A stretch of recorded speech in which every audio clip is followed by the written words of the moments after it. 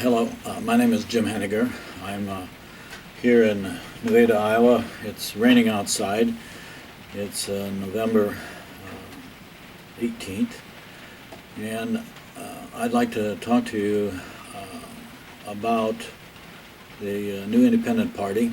I'm calling these table talks, trying to discuss how the new independent party came together and why, and over the course of the next few weeks, I'd like to get into some of the issues that we would like to bring out and maybe get more people to participate in the discussion. So I think the best way to describe what's happening with the new independent party is to simply say that it's come out of some concerns, issues that I've seen while I'm teaching social issues and sociology at a community college. I've been teaching for a number of years. I first started in 1969. I've taught both sociology, social issues, social problems, and a host of management kinds of courses. My background includes a PhD in planning, community planning, particularly futuristic kinds of community designs and planning. I also have an MBA in management and an MA in sociology. My undergraduate work includes majors in philosophy, theology, and sociology. So I have a tendency to look at things from an academic point of view. But what I was finding was that young people, particularly the 18 to 24-year-old in my classes, had gotten so discouraged with politics here in America that the last time we had a national election in 2014, out of approximately 100 students, I only had 2 or 3 that even voted, which is a tragedy. And they were telling me that the reason they're disconnected from politics has to do with feeling like it doesn't make any difference. It looks like kind of craziness. They have no faith in anything changing or improving. They're not real positive about the future. They're concerned that economically we're going to have problems, socially we're going to have problems, and they're concerned about what's happening internationally. So they're concerned, they're very knowledgeable, they have all kinds of resources to get at information, but they don't see a lot of things positively happening. And as we got into, what was behind some of these issues, you can very easily see in the press that maybe 15% of the American voters have any confidence in the elected officials at all, which has to be very discouraging. Well, when we got into it, it quickly became obvious that some things have changed in American politics. The way we do democracy has changed. If you go back to the 1970s, you can see people getting elected to governors and U.S. senators, and maybe only spending $30,000 or $40,000. We certainly had that case here in Iowa. The governor only spent $30,000. U.S. senator walked all over Iowa and got elected, only spent $35,000. In the last few years, the Iowa senators have been spending between $6 and $8 million. And the last governor in 2014 had a war chest of almost $8 million. So we've gone from 30,000 to 8 million in 40 years, and where that money's coming from and what influence it buys has changed American politics. There's just no doubt about it. Of course, somebody will say, well, that means they're bought and paid for, and it might. It very well might be that they're dependent, candidates are so dependent on getting campaign money from special interest groups, or they don't get elected. So they see it from a perspective that it's just a necessary thing that they have to do. The average senator probably has to raise $5,000 a day to get reelected. The average House member may have to raise anywhere from $1,500 to $3,000 a day. And so a large part of the time that they're in Congress, in Washington, D.C., they're actually raising money. And to raise money, they have to go to special interest. The special interest group kind of vets them and finds out, where they are on positions. And then the special interest group promises them some degree of funding, which could make, $1,500, but in many ways, indirectly, it could be hundreds of thousands, if not millions of dollars coming from special interest groups through their various PACs and organizations and individuals. So what we're seeing is groups of special interest coming together and influencing legislation through their elected representatives in ways we've never seen in the past. And so if you wanted to kind of look at what the big influence groups are, obviously one is the military-industrial complex. In the Iraq-Afghanistan war efforts, we saw over 110,000 companies involved in contracts in those efforts. So those 110,000 companies have given millions and millions of dollars to House and Senate candidates in support of those wars. So you can quickly see, although the mainstream press doesn't want to, get into this, that an association of this type can have tremendous influence on who gets elected and whether or not we stay in a war, for example. But there are other groups. For example, the pharmaceutical. Big Pharma is huge. There's companies that are depending on government support for vaccinations and public health kinds of issues in which they're involved, and they make billions and billions of dollars. So they are a very prominent group. Another one would be the chemical people, the farm chemical people, or the chemical companies in general, which influence everything from fluoride being put into the water to the kinds of chemicals we find in our foods. So they're a very big influence. We have energy. We have the companies that provide us the electricity and natural gas, but also the exploration for those energies. And now in the last 20 years, we're seeing a big push in the area of wind and solar energy, and they have become a very powerful lobbying group, and they're centered around some of the issues related to global warming or changing weather. Now, we're not saying that it's not right for these special interests to have a voice. We think it's vital that that information be allowed to, get to elected officials.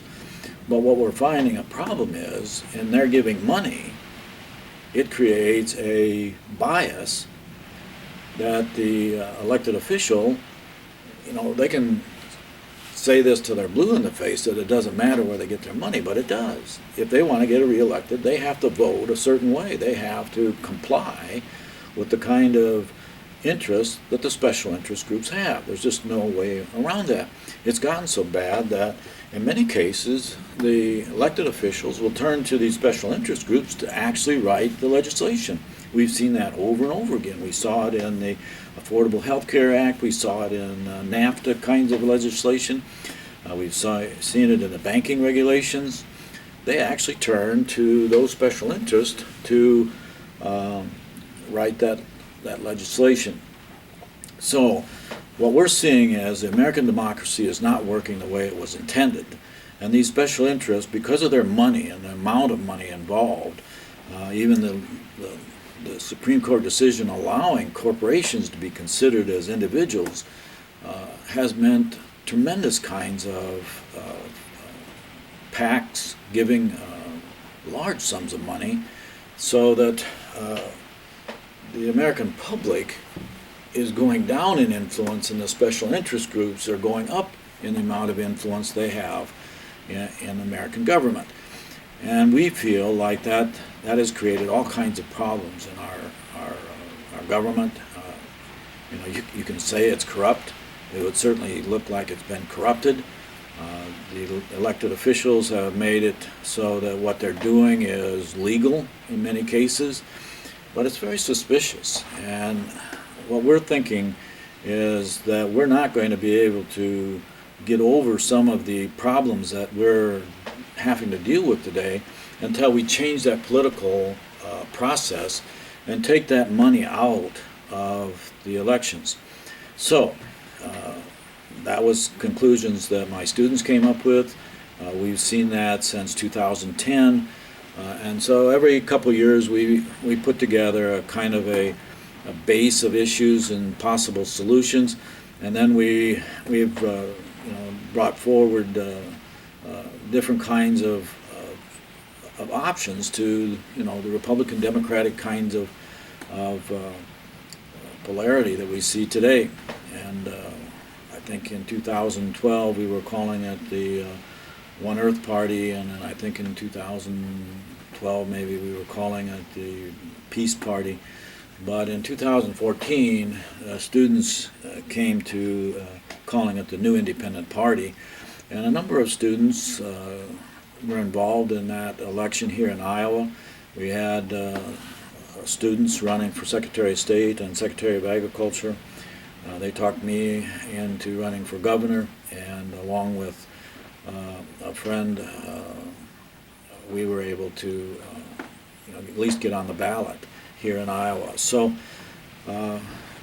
we're trying to apply the kinds of things that we're learning in the classroom, but we're also trying to get the public involved in seeing that there are options, there are different ways to do politics, to solve problems, and to get people involved in those. For example, the New Independent Party, all of their candidates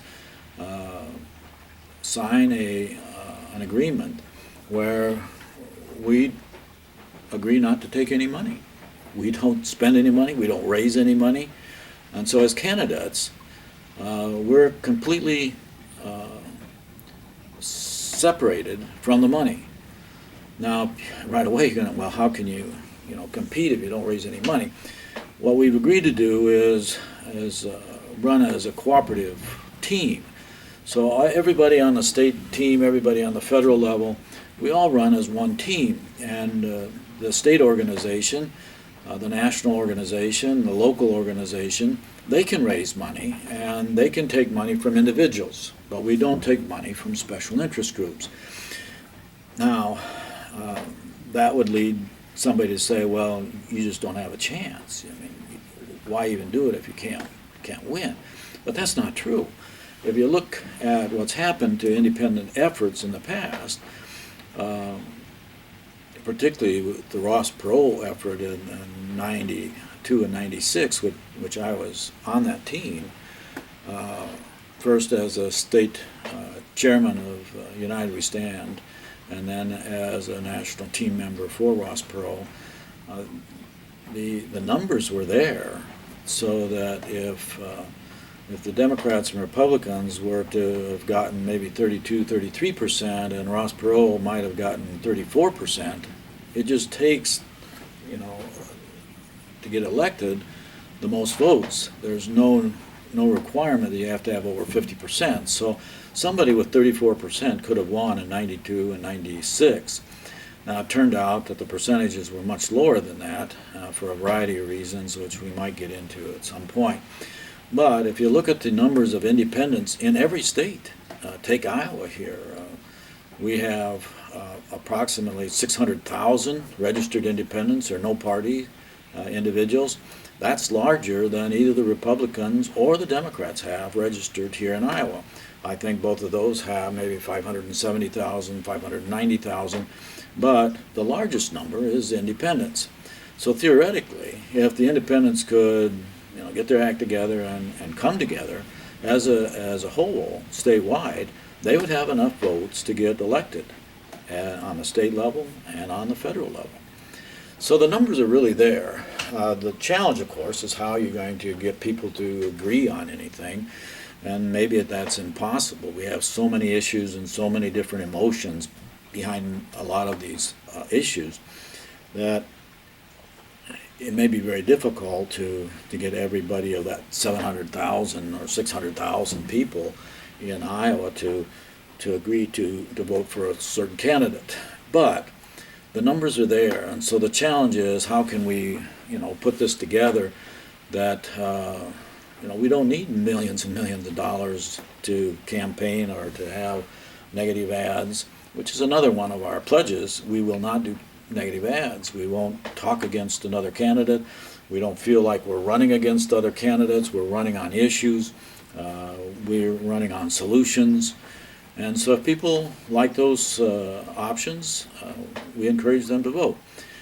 More importantly, we hope that they'll register as members of the new independent party, and we're asking that they contribute $10 a month.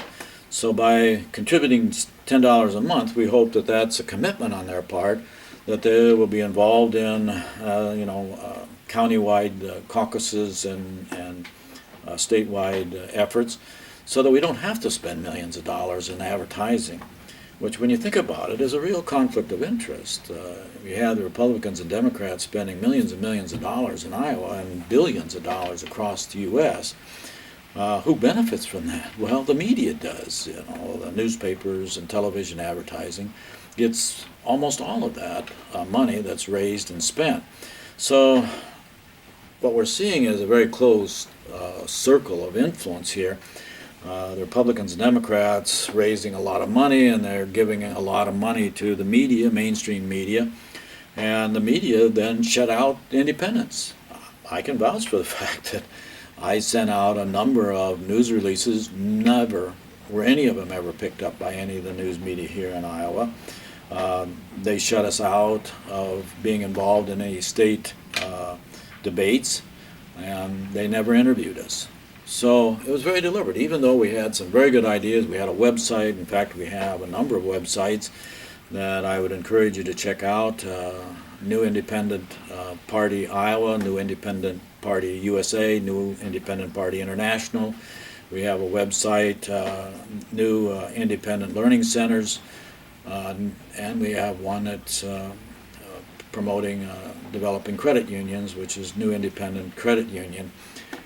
And all of those are .info. So, check us out. We've made an effort to get our information out, get our solutions out. But what we're finding is the mainstream media has vested interest in not getting us involved publicly, because we're not going to give them any money. If we'd raised millions of dollars, we're going to use it for other reasons. For example, we would like to be able to find jobs for people. Why wait for somebody else to do that? Why wait till we have 75% of our people on welfare or food stamps? We need to find options to create jobs and improve the economic environment. And so we're more action-oriented. We'd want to raise money and actually do things, and that includes our learning centers, which we're developing to offer low-cost online courses in personal and professional development. We already have a number of courses by some very good authors on that site. We're recommending that one of the problems in our economy is that the money isn't turning. Traditionally, a dollar in a local community would go around 4 or 5 times to different businesses. Today, maybe twice. And a lot of that's due to the fact that most people, over a majority of people in the United States, are living paycheck to paycheck. So that paycheck goes to this bill or that rent or to that electric bill, and it doesn't get passed around. And that's holding down our economy. Now, the government may say that we're doing well economically, but we don't believe it, to be honest. Most of the kinds of scenarios we see in rural Iowa and across the country are saying that the economy is very fragile. We're not seeing a lot of growth. We're not seeing increases in wages. And we're concerned about that. So, 1, we don't take any money as candidates. 2, we pledge not to be negative. 3, we promise to represent everybody. We're not interested in representing this philosophy or this, necessarily platform. We would like to have people involved be able to connect to us online or by surveys or be involved in local caucuses. We want whatever comes up as a platform to be a consensus of the people involved, and we want to represent everybody, whether they vote for us or not, in these solutions. So we have some different ways of dealing with American politics, and we think that they're good ideas. Even though the Republicans and Democrats probably aren't going to move in this direction because they feel like they control it. They may go from dominant one party in 2014, and maybe in 2016 it's going to move to the other party, go back and forth. That doesn't do us any good. The same problems are coming forward, the same special interest groups are having their influence, and quite honestly, we're at a point in our history where if some things don't change, if some things don't improve, we see nothing but calamity ahead. Our economy is a house of cards. What's happening with the big banks and they're being able to control so much of the economy, it looks to us like that house of cards could fall any time. We also have all kinds of problems with pollution and global warming. Who can deny that things are changing in those areas? But are we doing anything to really offset them or improve things? We don't see it. We see a lot of talking. We see a lot of new bills coming out of Congress, but nothing really is improving. What we're very concerned about is our children and our grandchildren. What kind of life are they going to have if we're looking at not $18 trillion in debt, but maybe 30? If they don't cap this sometime, it's just going to get worse. So at my age, I'm not saying that I have all the answers, and I'm not saying that the new independent party is going to have all the right answers, but we know that we have to move in new directions, and not just for my benefit, but for my children, my grandchildren, as well as yours. So I hope you understand that we're approaching this not from any kind of bias position to begin with.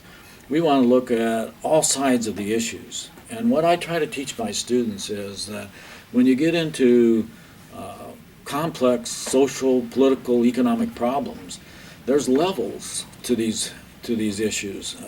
People at different levels have different interests and different priorities. And if you don't understand that there are levels operating, you may not see the big picture. We also look at things like a Rubik's Cube. Things have different sides and different priorities, different push and pull to these issues. And if you don't look at things from all the sides, you're going to miss something. What we've found is that the mainstream press, the mainstream media, are very biased. They're controlled almost entirely by the very special interest that have vested interest in outcomes in Congress, and they're influencing media. Your 5:30 news at night, it's very biased, and they won't admit it, but we can easily see that we probably have five or six major outlets in the media. We're concentrating power in the banks to 5 or 6 banks. We're concentrating agricultural business in 5 or 6 companies. We're talking about communications in 5 or 6 companies. We're talking about energy in 5 or 6 companies. What we're getting are groups of big boys being able to dictate our government. That's not democracy. That's oligarchy, okay? So we look at it at levels, we look at it as a Rubik's Cube, but we also want to look at it in how to connect the dots. The American government has never been very good at proactive kinds of looking at issues. They're more reactive. They react to things, but they're not proactive. In fact, what we need in Congress is to be able to look at every bill that goes through in a way of how it's going to influence the future. And we're not doing that because, quite honestly, those special interests don't want people to look at what kind of influence it's going to have in the future. As long as they make their dollar, tomorrow or today, they're not worried about, down the road. So there's some things that we're wanting to do. We're hoping to have more candidates not only in Iowa but in many states and countries. We have people interested in the new independent party in a number of countries. So we're not just trying to influence Iowa politics, but we'd like to see it spread. And it's only going to spread if you get involved. So as I go through some of these ideas of mine, and things that we bring up in class, you're going to like some of them, you're not going to agree with some of them, but I'm bringing them up so that we can start a discussion. And if you don't agree with them, that's fine. I don't think you're a bad person because you disagree with me. And that's too bad, because what we're seeing is, people labeling other people that might disagree as being bad or evil or whatever. That doesn't help anything. We need to have consensus building, cooperative kinds of decisions that solve problems, and not just in Iowa or the United States, but internationally. We can see that we're headed towards World War III. I mean, I don't mean to be Dr. Doom here, but you don't have to be very smart to see that the conflict level in the world is tremendous. And if you add to that the obvious fact that we're going to almost double our population in the next generation, we're probably going to go from 7 billion to 10 billion. In my children's lifetime and in my grandchildren's lifetime, it could double. That's not a good deal if we can't solve the problems. We actually think, or I think, that we could have a very good life for everybody on Earth. I think as a Earth civilization, we can feed everybody, we can clothe everybody, we can have jobs for everybody, we can have housing for everybody, we can have health care for everyone. And we could have almost free energy, almost free education, almost free health care if we only move in those directions. The reason we're not are these special interest groups who are trying to influence things so that they make the most money today. Okay, so you can call me biased if you want, but that's how we're looking at things. Okay, wish you a good day. It looks like it's going to rain all afternoon. You can hear some dripping in the background. I have a leak here on my porch, and I've tried to fix it many times. It's probably like our social problems. We try to fix them, and they just keep coming back. So I hope you'll stay with me. I hope you'll give me some feedback, and I hope we can be friends. Okay? Thank you.